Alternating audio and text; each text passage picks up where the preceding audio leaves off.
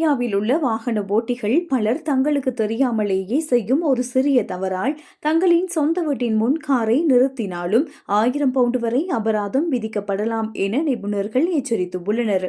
நெடுஞ்சாலை சட்ட விதி 248 படி அங்கீகரிக்கப்பட்ட பிரத்யேக வாகன நிறுத்தங்கள் தவிர மற்ற சாதாரண வீதிகளில் இரவு நேரத்தில் போக்குவரத்து செல்லும் திசைக்கு எதிர் திசையாக காரை நிறுத்தக்கூடாது.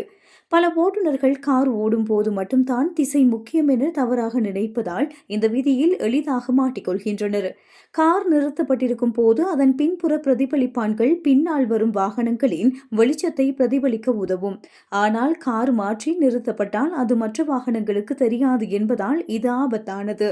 நெடுஞ்சாலை சட்டம் என்பது நேரடியாக ஒரு சட்டம் இல்லை என்றாலும் அதில் உள்ள பல விதிகள் நாட்டின் சட்டங்களோடு இணைக்கப்பட்டு உள்ளதாக RAC அமைப்பு எச்சரித்துள்ளது.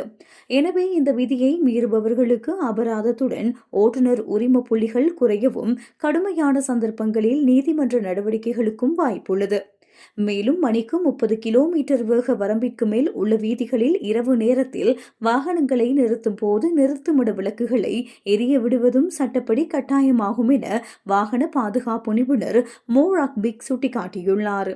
எனவே இரவு நேரத்தில் காரை நிறுத்துவதற்கு முன் அதனை சரியான திசையில் திருப்பி நிறுத்துவதற்கு 1 நிமிடம் செலவிடுவது தேவையற்ற பெரிய அபராதங்களிலிருந்து உங்களை காக்கும் என நிபுணர்கள் அறிவுறுத்தியுள்ளனர்.